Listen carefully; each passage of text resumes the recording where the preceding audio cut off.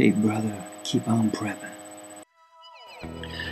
Man, we don't need no stinking martial arts. We got knives. We got guns.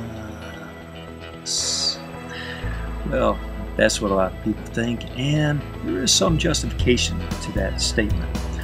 However, in Extreme Combat Hapkido, we use knives and we use guns. Extreme Combat Hapkido is a complete modern martial art that you can use today to defend yourself. Hey y'all, this is Patriot Prepper. I want to do a little video on martial arts. I had my own martial arts schools and I taught martial arts for many years. I started studying when I was 5 years old. And the style I taught when I had my own school was called Extreme Combat Hapkido.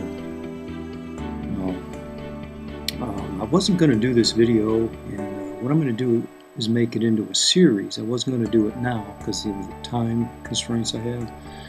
But there's a YouTuber out there called MrFairWarning, and he has a series on there on basic knife techniques that I thought were pretty good. He's a pretty skillful guy, and I give him a lot of respect. And these are basic knife techniques, and I think they're very useful, very helpful for preppers. I don't think you should be thinking about learning martial arts at this stage of the game. But if you could pick up some basic skills, and I'm going to make this into a several-part series, and I'm going to teach you some basic skills myself. But right now, I thought these were pretty good videos that you should take note of. He also has a couple cool videos where he shows some of his skills that are more advanced. So anyway, I just want to do a shout out to MrFairWarning. Okay, well that's what prompted me to start doing these videos. Now I'm going to do this is going to be a several part series. Now part 1, I don't know if I'll get it all finished in one sitting, but I'm going to try to do my best. So bear with me. It's going to be maybe what you might consider a little self-indulgent. I'm going to go into a little bit about my past, what transformed my life, how I basically got involved in martial arts on a deep level of owning my own school. Anyway, getting back to basics, my dad, because he taught me when I was a young kid, just like Tiger Woods, you pick these skills up of repeating them at an early age. So I had an amazingly great jab for a kid. And that jab alone and a front kick, these are two basic skills. With those two skills, I won so many street fights that you couldn't even imagine. That jab, bam, I get in, fast, hard punch. And that would set up the guy for a hard punch or a kick, and I'd win fights just because of that one basic skill. Now, my jab, I've been around a lot of professional boxers, and they compliment that I had a great jab. Professional guys, top guys, and I'm fast, really fast and powerful. My endurance isn't so great. But what I really wanted to be when I grew up, I wanted to be a boxer, professional boxer. That was my dream, that was my goal. I hated school, didn't apply myself. I was a bright kid, tested high. They kept saying, he doesn't apply himself. I was bored. I wanted to be a boxer. So when I was 15 years old, I got for my birthday 2 sets, not one set, 2 sets of nice, beautiful leather Everlast gloves. And that started me boxing down in my basement, and we used to box for money. I'd challenge anybody. We had like a small fight club down in my basement, and I'd fight guys out that were older than me, out of my weight class, and beat the crap out of them. I had friends that were Golden Gloves, high rank. They come down there, and I'd beat the crap out of them. I boxed guys, and you learned a lot about street fights. I mean, I was in a lot of street fights, but down in that basement, you learn little tricks. Like sometimes you get close against the wall. This ain't like in a boxing ring, and your head's close to that cement wall. You get punched and draw back, you hit your head against that cement wall harder than you've ever been punched in your life. So you learn a lot of little tricks. Anyway, so I wanted to be a professional boxer. When I was 17, I was with my cousins. They were kind of older than me, and they were in an outlaw motorcycle club, and of course I joined. I had a motorcycle, and then at 17 I got in a really bad motorcycle accident. The ambulance came, they brought me in the emergency room. The emergency doctor came in, he did x-rays, looked at my ankle. I broke my ankle, the bone came out, pierced through the skin, dragged on the pavement, was filled with all kinds of rocks and stuff.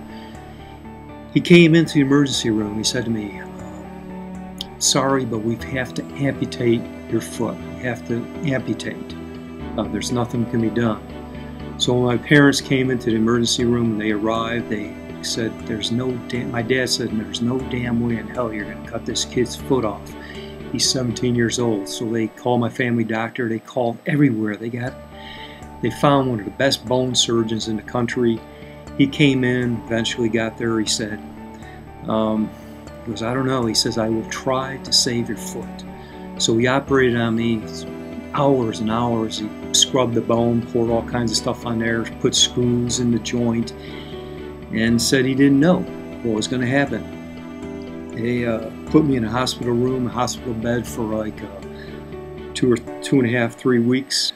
Anyway, eventually healed, and it short-circuited my career as a boxer because I couldn't do road work for years, and that ankle bothered me, but I could do martial arts and I could do other kind of training, and I still kept up with training. I just couldn't become a pro.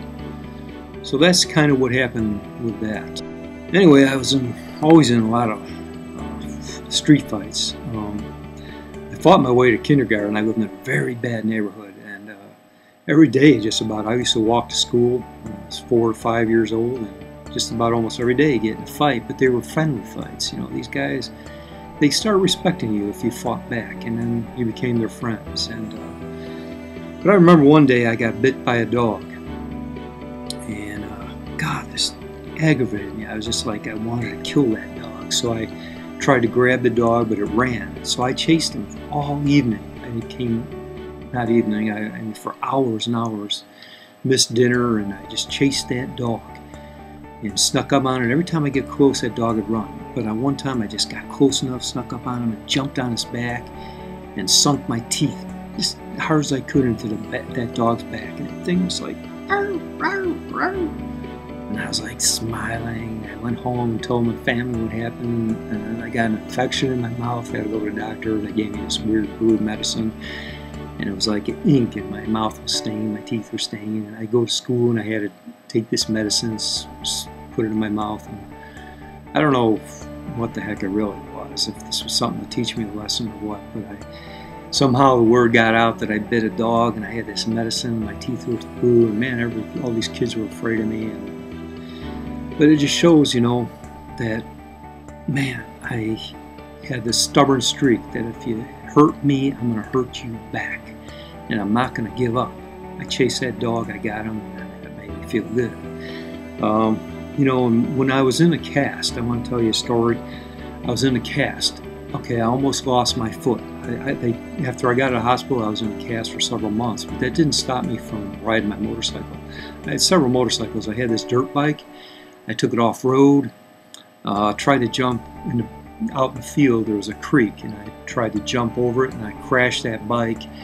And because I was in a cast, I couldn't pick that bike up, and I couldn't ride it, and I was just like sort of stuck there. And then a neighbor came down a little roadway, and a pickup truck saw me sitting there with my bike, and he put the bike in the back of his pickup truck and drove me home. And but that's the kind of guy I was, man. I was like, never stopped me from, didn't have any fear, no fear. And you know, that's all. It was craziness. You know, I almost lost my foot, and I'm here in a cast jumping over obstacles. You know, I've been in so many car accidents. I was in 1 week in 3 car accidents, all kinds of motorcycle accidents. You know, fast, yeah.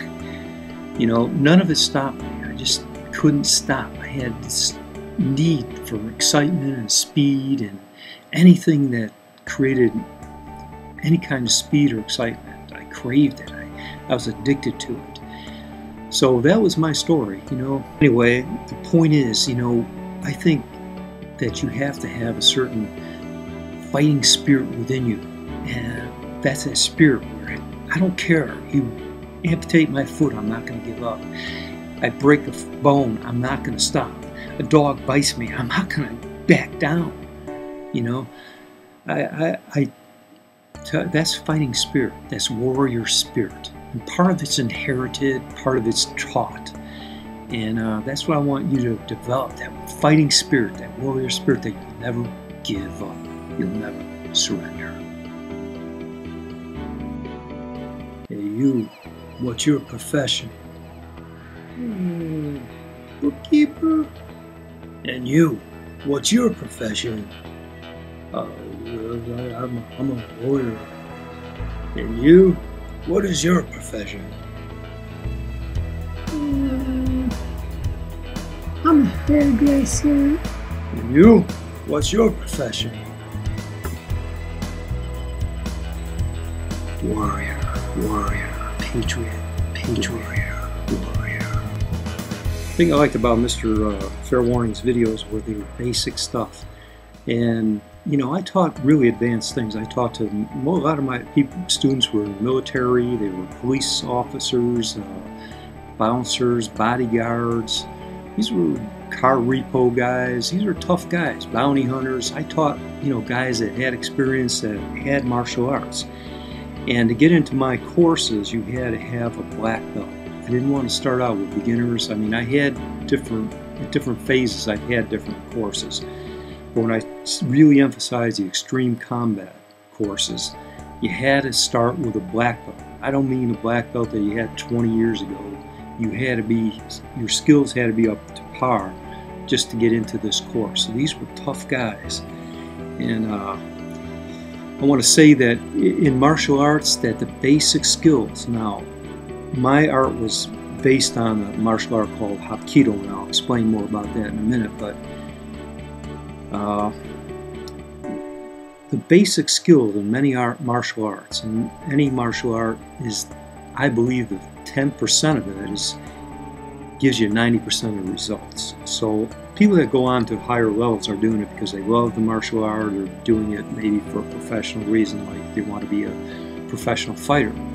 And the white belt skills that I used to teach, if you can master those white belt skills, you can defeat most opponents.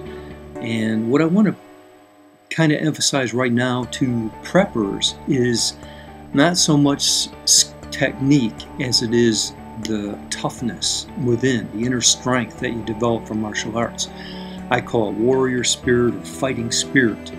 And that's what I want to help you develop, is that core strength, that inner spirit, that power within, that you will never bow down or never surrender, and you will prevail. So I want to teach you fighting spirit. And if you walk away with nothing else from this series and you can master that, man, you are really something to contend with in the TEOTWAWKI or whatever situation we face.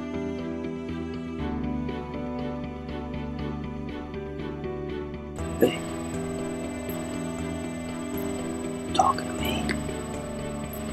I don't see nobody else. You talking to me? Talking to me? Hey, you talking to me? Oh, you talking to me? You talking to me? I don't see nobody else, so you must be talking to me.